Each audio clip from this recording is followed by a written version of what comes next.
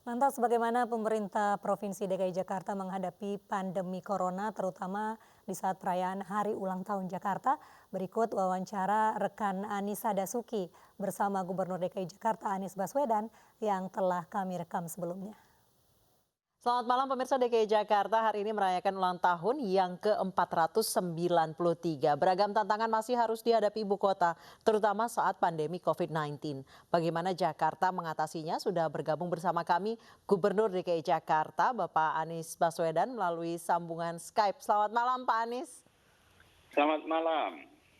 Sebelumnya saya Anissa, ucapkan apa selamat kabar? ulang tahun untuk Jakarta yang ke-493. Saya tahu perayaan tahun ini sangat berbeda dari tahun-tahun sebelumnya. Tidak ada kemeriahan, tidak ada pesta kembang api dan lain sebagainya ya Pak ya.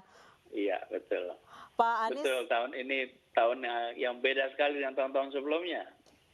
betul. Pak Anies, apa yang berbeda di DKI Jakarta di tengah corona tahun ini dengan tahun-tahun sebelumnya? Biasanya ada karnaval ya Pak ya, ada Betul. pesta kembang api, ada pesta diskon juga nih Pak. Untuk tahun ini, Iya, adjust dengan situasi pandemi COVID-19, apa yang dilakukan di HUT Jakarta tahun ini Pak? jadi betul. Semua kegiatan yang sifatnya mengumpulkan orang itu ditiadakan. Hmm. Jadi perayaannya tetap, tapi kerumunannya tidak ada. Jadi misalnya tadi kan bilang biasanya ada Jakarta Great Sale. Mhm. Tahun ini jadinya Jakarta Great Online Sale. Oke. Lalu biasanya ada karnaval, pesta seni. Nah sekarang dikerjakannya virtual. Jadi kegiatan kebudayaan, lalu keliling kota Jakarta, virtual tour, Jakarta Fair tidak mungkin kita laksanakan karena tentu saja potensi penularan tinggi. Jadi semua kegiatan yang sifatnya mengumpulkan orang tidak dilakukan, tapi perayaan tetap. Dan tahun ini kita memilih tema Jakarta Tangguh. Karena kita sedang menghadapi tantangan besar, tapi Jakarta ini berisi pribadi-pribadi tangguh. Orang-orang yang datang ke tempat ini adalah orang-orang yang memilih untuk menyongsong kesempatan. Orang-orang yang berani menghadapi tantangan. Orang-orang yang memilih untuk tidak sekedar hidup seperti biasanya, tapi ingin berubah. Nah, saat ini kita ketemu dengan pandemi dan harus berada di rumah, mengurangi kegiatan dari mulai kegiatan keagamaan, kegiatan sosial, ekonomi, budaya. Dan selama 3 bulan ini, alhamdulillah, Jakarta kondisi wabahnya sudah jauh lebih terkendali. Karena itu seperti kado tersendiri untuk ulang tahun Jakarta. Karena di masa kita merayakan ulang tahun, pada saat yang sama kita sudah melewati puncaknya kemarin. Sekarang masa transisi, perlahan-lahan mudah-mudahan makin terkendali, dan insya Allah nanti kita bisa masuk ke fase baru yang saya biasa istilahkan fase sehat, aman, produktif. Baik Pak Anies, upacara peringatan HUT DKI Jakarta pagi tadi pun hanya diikuti 150 peserta ya Pak ya? Betul. Sisanya melalui online semua. Itu seperti apa Pak berjalannya? Unik memang. Biasanya kan kalau upacara di DKI itu ya 5.000-an lah itu yang ikut upacara, namanya juga perayaan ulang tahun. Tapi kita semua tadi pakai baju tradisional Betawi, ujung serong, kebaya, lalu semuanya berkumpul, jumlahnya cuma 150, jaga jarak. Jadi upacaranya berjarak gitu. Lalu tentu saja disiarkan secara live, bisa dilihat juga. Tapi di kantor wali kota, kantor kecamatan, kelurahan, itu juga kita selenggarakan dengan cara berjarak begitu. Jadi hikmatnya dapat, upacara untuk menghormati para pejuang kota ini juga kita lakukan, tetapi keselamatan dan keamanan juga dijaga. Baik Pak Anies, kita bergeser sedikit terkait dengan progres penanganan COVID-19 terutama di PSBB masa transisi ini di Jakarta. Sejauh ini bagaimana Pak jalannya Pak? Jadi kita sudah melewati masa transisi ini 2 minggu lebih. Kita mulai tanggal 5, sekarang tanggal 22. Alhamdulillah tadi pagi kita mendapatkan laporan dari tim peneliti di Fakultas Kesehatan Masyarakat Universitas Indonesia yang dipimpin oleh Pak Pandu Riono, Dr. Pandu Riono, yang dalam temuannya menunjukkan bahwa kondisi pandemi di Jakarta tetap terkendali. Dan itu ditunjukkan dari angka-angka yang kita lihat, misalnya ketika kita melakukan transisi, kita mengkhawatirkan dengan orang keluar rumah, maka terjadi interaksi, maka terjadi penularan. Ternyata temuan tadi menunjukkan tidak. Pada saat kita membuka, R-nya sudah di bawah 1, R itu artinya reproduction number, reproduction rate, itu 0,99. Sekarang 0,98. Memang masih kira-kira sama, tapi artinya tidak mengalami lonjakan. Lalu yang kedua, selama masa transisi ini kita meningkatkan kegiatan testing. Jadi ketika ketemu kasus positif, lalu dicek 2 minggu ke belakang apa saja kegiatannya dengan siapa saja. Lalu mereka-mereka yang tersambung didatangi dan dites, tes PCR otomatis, bukan rapid test, tes PCR. Nah, jadi kita meningkatkan kegiatan testing sampai 2 kali lipat lebih. Nah, dengan peningkatan kebantu testing itu kita bisa mendeteksi lebih banyak lagi. Tapi meskipun begitu, positivity rate-nya yang diharuskan oleh WHO itu kalau kita melakukan transisi seperti ini, positivity rate harus di bawah 10%. Nah di Jakarta ini selama 10 hari terakhir itu sekitar 5%. Bahkan hari ini angkanya 4,4%.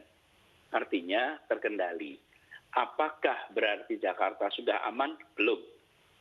Apakah berarti kita tidak harus pakai masker lagi? Tidak, kita masih harus pakai masker terus. Saya ingin mengajak kepada semua saling mengingatkan. Tidak mungkin hanya pemerintah saja. Pemerintah punya aturan. Bila tidak pakai masker ada dendanya. Tetapi menegakkan aturan saja itu tentu baik.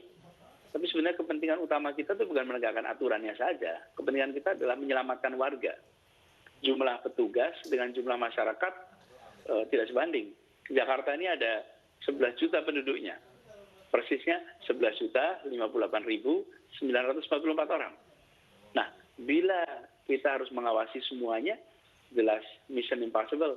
Tetapi, bila sesama kita saling mengingatkan, saling mengawasi, demi keselamatan kita semua ya, bukan soal menegakkan aturan saja, maka insya Allah Jakarta bisa melewati masa ini lebih cepat lagi.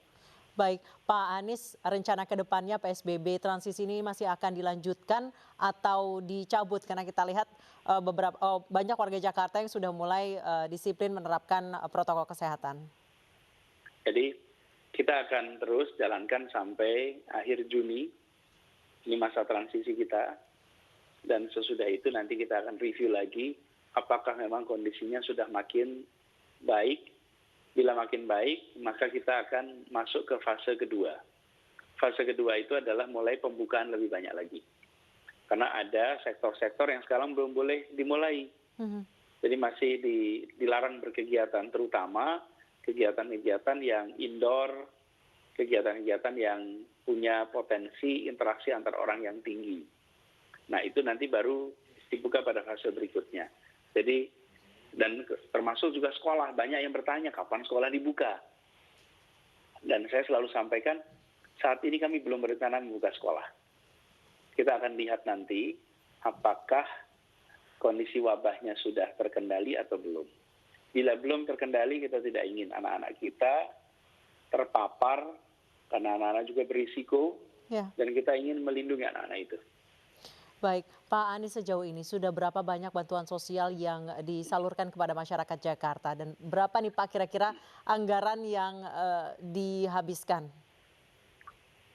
Betul, jadi kita di Jakarta ini ada 3,6 juta kepala keluarga.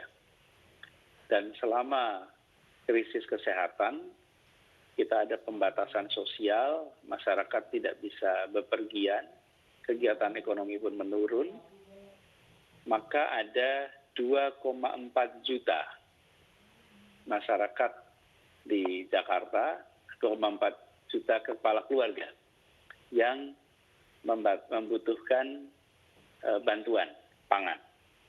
Jadi alhamdulillah kita berikan kemarin setiap 2 minggu ada bantuan pangan kepada masyarakat. Ini akan berjalan terus sambil kita memantau kondisi perekonomian kita. Apakah perekonomian sudah bergerak, masyarakat sudah mulai bisa berkegiatan ekonomi, sehingga kebutuhan mereka sudah tercukupi. Tapi fungsinya dari kami di pemerintahan adalah memastikan bahwa kebutuhan pokok itu terjaga dan terjamin. Di satu sisi kita ada pembatasan sosial, tapi di sisi yang lain ada kolaborasi sosial. Di satu sisi ada kegiatan di mana kita harus berada di rumah saja, tapi di sisi lain kepedulian sesama itu muncul kuat. Baik. Bahkan saya dengar dari organisasi penyalur itu, jumlah donor mereka itu bisa meningkat sampai 2 kali lipat, 220% lebih. Baik. Tetapi jumlah donasinya berkurang. Artinya solidaritasnya ada, tapi uangnya diberikan lebih sedikit. Itu Baik, ilustrasinya. berarti makin banyak orang yang memiliki kesadaran untuk berbagi dengan sesama ya Pak Anies ya. Pak Anies, Iya, betul. di usia yang baru 493, apa harapan Bapak untuk warga DKI Jakarta? Teruslah menjadi warga Jakarta yang tangguh. Sejarah panjang di kota ini diisi oleh pribadi-pribadi tangguh yang membuat kita berusia sampai hampir 500 tahun. Ada masa duka, ada masa suka, ada masa di mana kita penuh dengan kebahagiaan, ada masa di mana kita penuh dengan krisis. Jakarta ini melewati segala macam. Dari naik, jatuh, bangun lagi, jatuh, bangun lagi. Sekarang kita sedang dihempas dengan pandemi COVID-19. Mari kita tunjukkan kepada generasi penerus kita nanti bahwa di tahun 2020 kita semua ditakdirkan untuk berhadapan dengan pandemi COVID. Tapi juga kita semua menunjukkan bahwa kita mampu disiplin, mampu menjaga keselamatan, peduli sesama, dan bisa melewati masa pandemi ini dengan baik. Pribadi-pribadi yang memilih berada di rumah selama 3 bulan ini, mereka adalah pahlawan dalam pandemi ini. Para ketua RT, para ketua RW yang memimpin gugus-gugus di kampung, mereka adalah pahlawan yang mengkampanyekan dan mengendalikan penularan di tingkat grassroots masyarakat. Para tenaga medis, tenaga kesehatan, mereka adalah pertahanan terakhir kita, yang mereka mencurahkan seluruh tenaganya untuk menyelamatkan saudara-saudara kita yang terpapar dan harus dirawat. Ada begitu banyak pribadi-pribadi yang tahun ini mendapatkan kehormatan untuk menghadapi pandemi ini, dan insya Allah kita menang, insya Allah kita akan lewati ini, dan insya Allah kita akan torehkan catatan emas sejarah Jakarta. Di masa yang akan datang, mereka menengok peristiwa ini dengan rasa bangga, sebagaimana kita menengok kepada masa lalu dengan rasa bangga. Itu pesan saya. Baik, amin. Semoga warga Jakarta semakin tangguh ya Pak Anies. Terima kasih Amin. atas bincang-bincangnya pada malam hari ini. Sekali lagi selamat ulang tahun untuk Ibu Kota Jakarta yang ke-493. Selamat malam Pak Anies.